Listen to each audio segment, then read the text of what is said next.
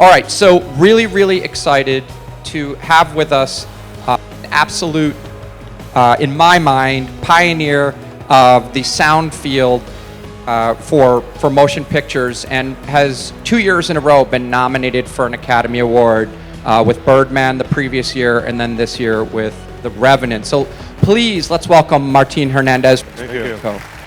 Thank you, Tom. Thank you so much. Thank you for being here, all of you. It's a pleasure.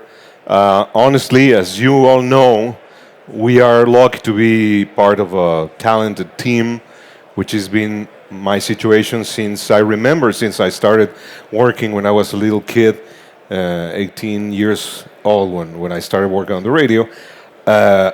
All I cared was the level of people I could develop a work. So on specifically Revenant and the Birdman, the first link of communication, which is the director, is the strongest and the more important one. So that's already the challenge. Then I had the pleasure to work with Randy Tom, the director of sound at Skywalker, and he joined me after so many years that I wanted to have him on one of the shows. I had the pleasure of meeting Randy when we were doing Into the Wild at Skywalker. Sean Penn directed that film, and I met him there.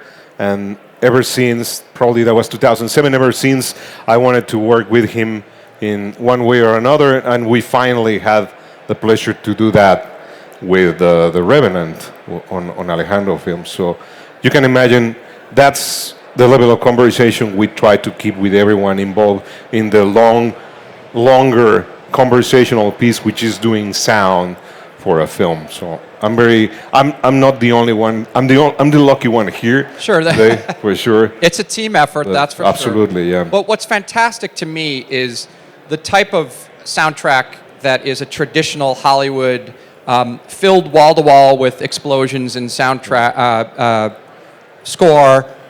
This is so much more atmospheric and open.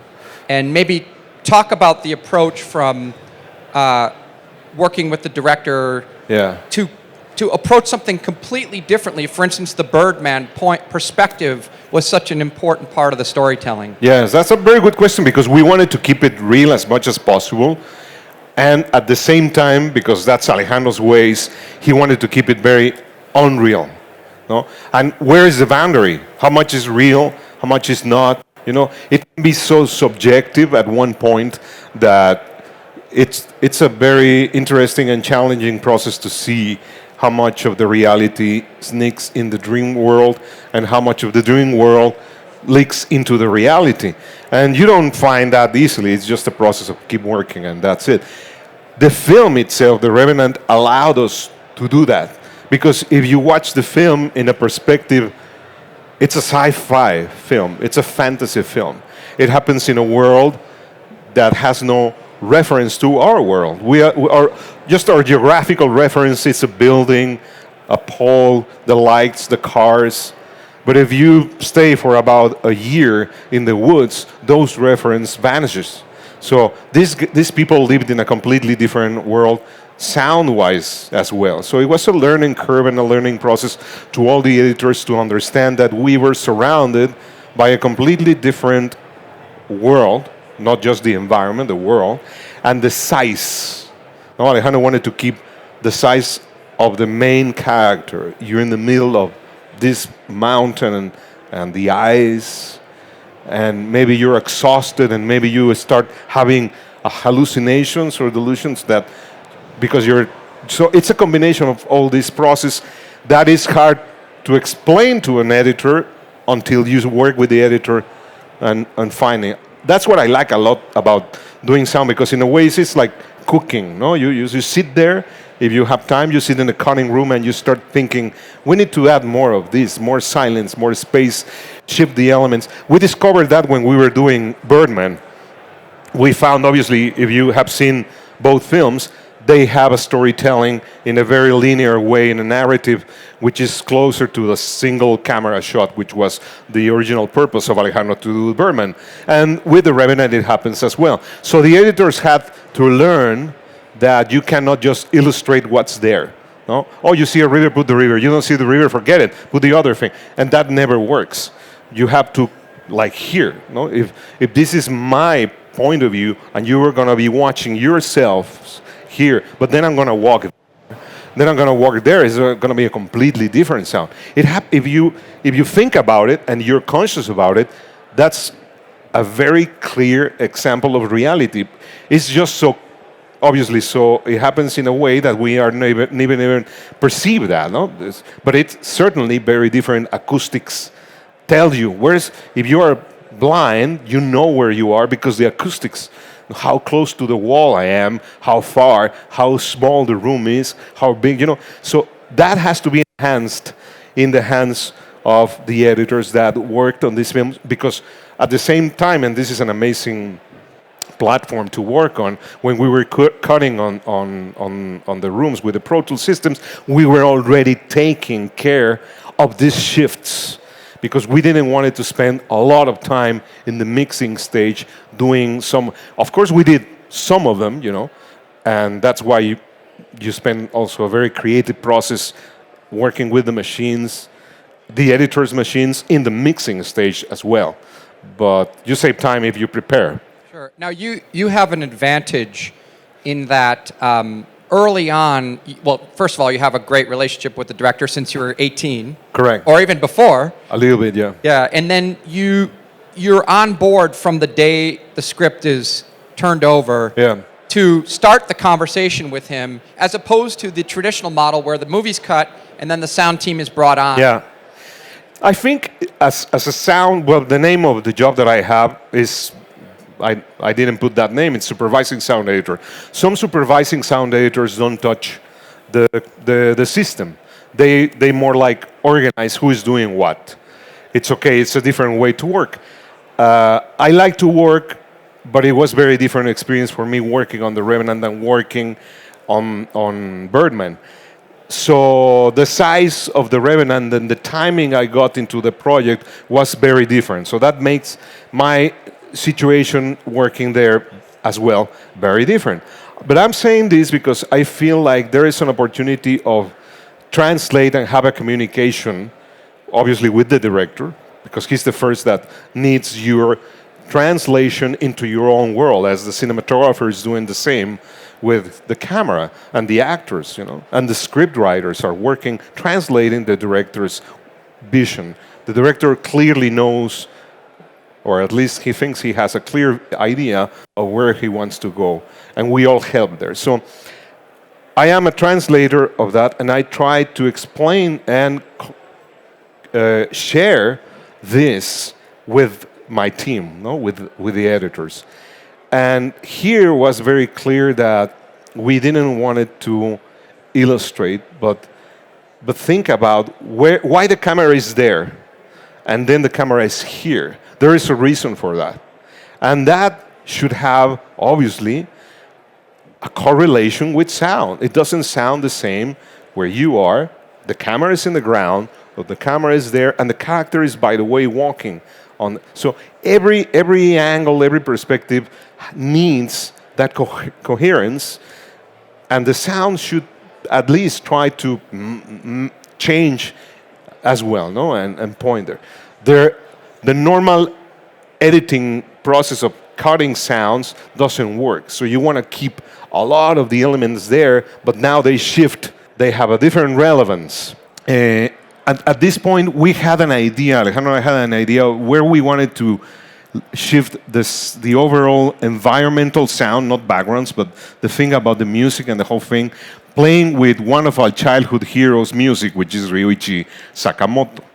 I don't know if it's time to tell a little bit of that story, how we started. You know, in the 80s, Mexico was a completely different, not nation. It was a completely different planet. The 80s, it's a completely different world altogether. So we had to wait 1 year in 1980 to go and see one of the directors that we liked. If you want to see the new Fassbender film or the new Nagisa Oshima film or the new whatever, you have to wait in the International Film Festival in Mexico, which only happened in one facility, in one venue. So it was a big success if we go there and you build up a year. I want to see this film, and you have to wait 1 year, and then you go. And that afternoon, in the school, in the college, I told Alejandro, I just went to see a film of this amazing Japanese director, Nagisa Oshima, and the film is called Merry Christmas, Mr. Lawrence, or Furio.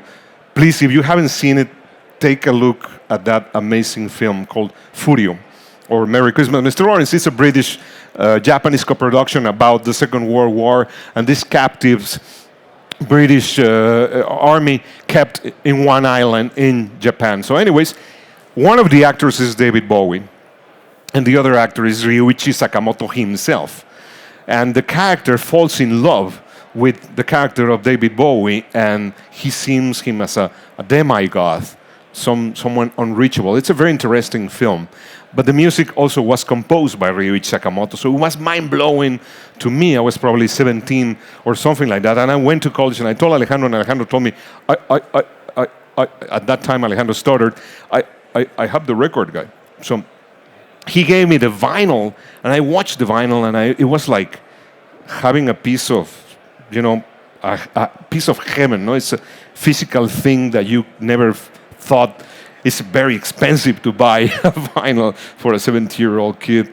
Anyway, so I never in my wildest dreams, or Alejandro for that matter, imagined meeting him at one point, or that he was going to work in that, or the fantasy of, no, we're going to work together, actually, sitting in the same cutting room. And I was pinching myself, and I was telling this story to Ryuichi, and he was, Martin, can I pay you something? Shit, you asking me? So, it was that. And we worked with a lot of his material to give an idea to the composer. At that point, Alejandro didn't know that he was going to be the composer, to give an idea of where the environmental goes. And because Alejandro and I started working on the radio, my idea of cutting film, sound, or music for him has a lot to do with the radio development of our ideas, where you have to create an environment by the actual sounds, try to avoid illustrating. So it's trying to avoid the image, because reality is there. That's going to happen. No? The river is going to be the river, but the weight of the river is a different thing. The wind is going to be there, but the weight of the wind is a very different thing. Obviously, I'm going to say something very obvious, but you cannot imagine how often you see editors that forget this very obvious thing. The river sounds different here than far away. And now that I'm here in the top of the mountain, of course I hear the river, but it's very far. And some editors think, well, it's just a matter of the mixer. He just diminished the track, bring on the other track. No. You have to start thinking about this, because water, rain, wind doesn't sound. What sounds, it's the objects hit by the element. The resonance is from the object of the rain in the rock, So you have to think of all those things. So it's interesting, when you see the scene, the forest doesn't stop making the sound of the birds, and while the bear is of course going crazy, yeah, and Alejandro has a term that he likes to use for correct the reality, the random sort of reality of sound. Maybe you could tell us about that. Yeah, he likes this word in Espanol, which is called cacañanga, and he calls cacañanga that it needs something. If something is too pristine, too neat, kind of, it's how do fake. you say it doesn't sound real, right? Yeah, it sounds like too clean. And he likes to have some fat in it, some schmutz. Dirt, some schmutz. Some audio schmutz. Cacañanga. So we added a lot of, nature is still there, of course. The birds are happy. They don't know that they're killing our hero, but it's okay. And the same with the illustrators, and the same with the editors. We should keep pointing to that major, bigger element. And the illustrators of in ILM, who did an amazing work, at the beginning we're trying without thinking about this, to give some sort of personality to the bear. Well, they don't.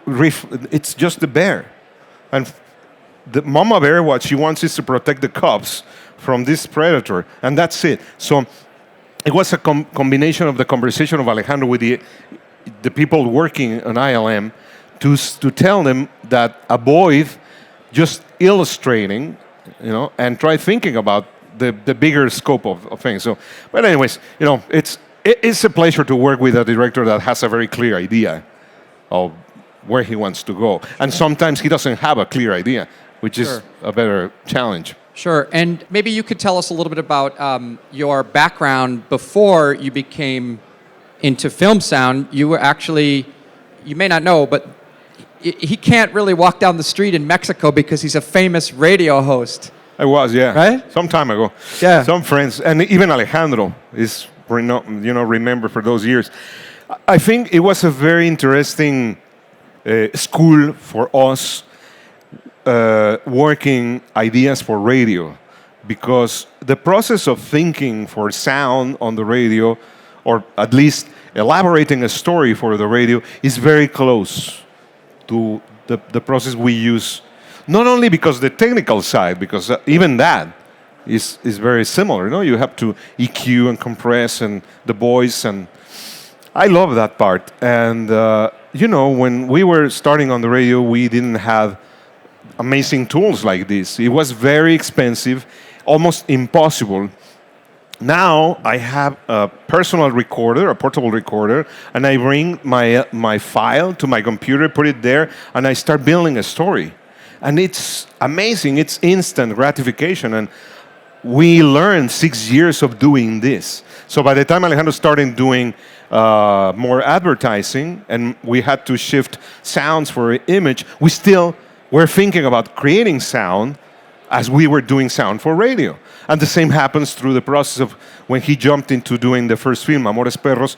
We still wanted to have a storytelling of the sound, which doesn't need to be the same storytelling of the image. And probably this doesn't make any sense to you guys, but I remember our first experience here in the US mixing Amores Perros was a tragedy. Like, I almost had a heart attack because we had only 3 months, very short money, and we sat there, and the mixer was like hitting in the desk like this. Why? And he left the room, and we're like, what is the problem with this guy? And he left us alone. He said, you can't cut in the same room, in the same car, different backgrounds. Why? Because you can't. It sounds like, so he was going crazy. So keep it like that. Don't change it. If you walk in Mexico from here to there, it sounds, and these guys are running away in a car. And it's not the same the way this guy in the car driving sounds, and this guy yelling and screaming sounds different in the car for him. It's completely different experiences in the same place. And we want to enhance that. So it was so by the time we spent all the money, 3 months, we play back for the first time. That was the year where we have to play back VCRs. So you have to do pre-roll and play, and all the DA88s had to link. Right. Oh man, thank God for Avid. I mean, it's not because I'm here, but honestly, this is a major, completely different, revolutionary way to work. Back in those days, we have to, wait for the machines to link, and sometimes one of the machines didn't link. That means you have 8 tracks all of a sudden gone. I don't know why. Where are they? So for the first time, we had a playback of the film in 35 millimeter. And I remember I was sitting in the theater, and one of the persons next to me, she said, oh, this is a 10 mix, right? And I was like, yes. And then, only then, the mixers understood the film. They sat, amazing guy, Jeff Rebay, he's a supervising sound editor now. He sat with me and he said, I get it. Now I know what movie you wanted to do. So in a week, we begged for more money to stay 5 days. And in a week, the movie was, what it is now. It could be better for sure. No, that's a fact.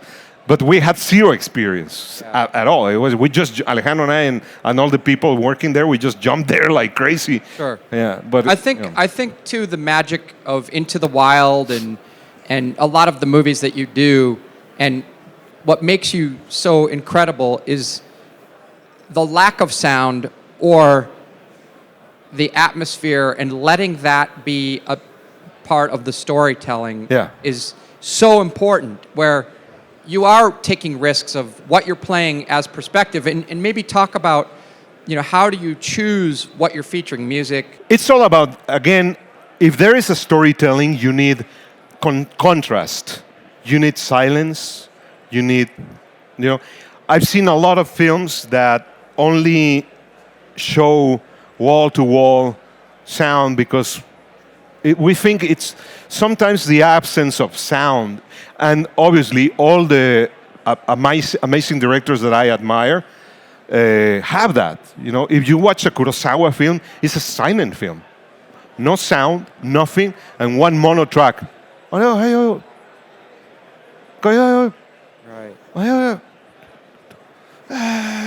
And that's it. And that's make it more compelling. The narrative of Kurosawa's films are amazing. Gary Wrightstorm, who I admire, I cannot say how much, he is the master of creating these amazing contrasts with very little elements. Let me show you. I make these radio stories between the Birdman and the Revenant.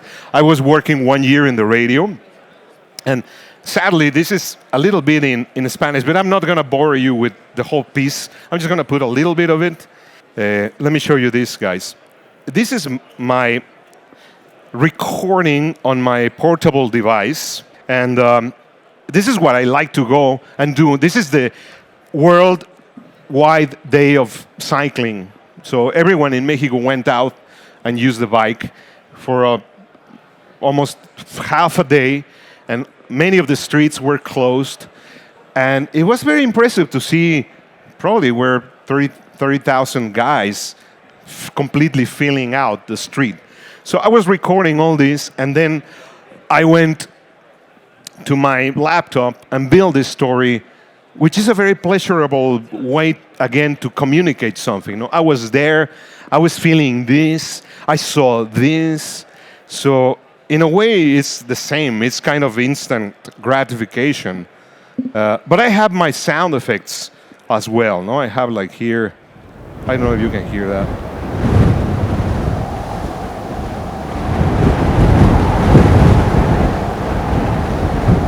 And then one voice that I recorded here. A 2,200 metros. Esa es la diferencia que hay entre las montañas de Santa Fe y el promedio en la Ciudad de México. And that's me, just telling part of the story and using here and there some sweeteners for the same purpose. No, here's another. So in the end, Apenas llevo 13 kilómetros y ya bajé de 2,800 a 2,200 metros. Esa es la diferencia que hay entre las montañas de Santa Fe y el promedio en la Ciudad de México.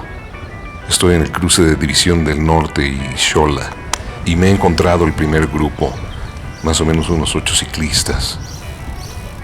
Me acerco a 2 que vienen en una tándem, son muy jóvenes, menos de 30. Vamos a meterlo, chicos.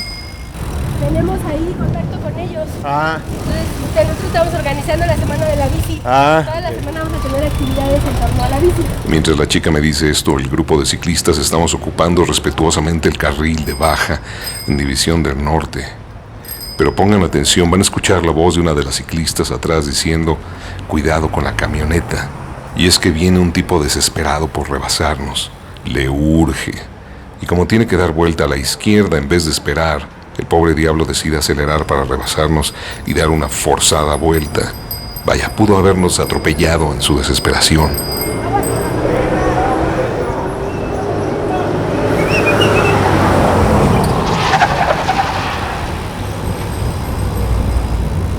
anyways, this is obviously a storytelling style that you invest time. You have the recording of what just happened, no? Like today, I'm going to tell the story of what happened to me today. So I record this, then I sit in my computer, and put markers. I like this. I like this. I like this. I like this. And I can build a story because, oh yeah, I remember when I said the whatever. And then, if you don't think the storytelling mode, you're missing more than half of the whole purpose as a sound editor.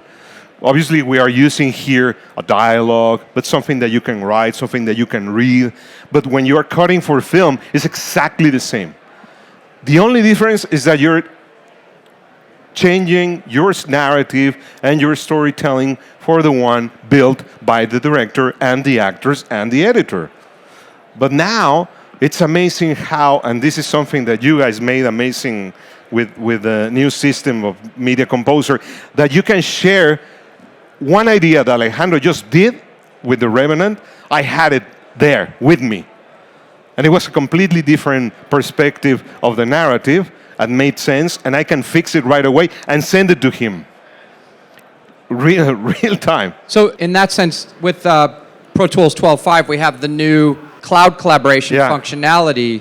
Will that be something you'll explore? That's a step forward for sure. I don't know, but for sure it's going to be revolutionary because I can only imagine if I am working on this idea and let's say I have Ryuichi or any composer and I send him what I just got and I say, I had this idea this morning, I work on this, and I have his tracks. I can have his tracks there. Sure. So, and his updates, you know, and we can continue this conversation just for fun the rest of the afternoon. Sure. That's going to be revolutionary. Yeah. It's I'm clear that everything you do comes from A, true passion for sound, and B, the willingness to sort of work with it and live with it and have the discussion back and forth with the person you're collaborating with about how to make it better, right? I think that's not only the challenge, at the same time, that's the blessing of the work we do. Mm-hmm. It's like here, you know, it's such a beautiful thing to conversate, to share experiences. Otherwise, you just send a video of this baldy guy talking like, oh, yes, I did this and that. And that's it. There is no... By the way, I forgot to ask them. I normally, you know, I do that, Tom. I normally ask them to start interrupting, which is not an interruption at all. I like to see hands when I'm triggering something, and you can just jump in and ask whatever you feel like asking. We got a few more minutes. If someone has a quick question. Yes, please.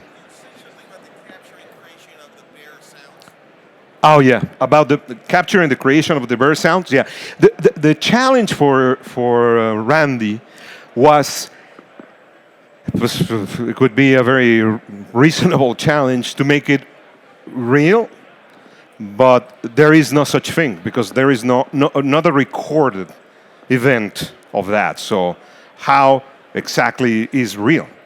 The fact that it's a coniferous woods that tells you that there is mud, there is a muddy texture. So probably which is what he did. You have to go not to the Foley stage, but you have to go to the actual woods and get that as your core, element. And then I'm not talking about backgrounds. I'm talking about recording mud. Mud sounds very different once that it's recorded and cut. It doesn't sound like mud. So it's a challenge. But anyways, then you have, I don't know how many pounds beast there, 600 kilos pound beast on top of you. You should have that presence and that weight. But this is something you can only imagine because you have never had a beast that size, that close. And the experts that we were talking with, they were giving advice on how the beast behave.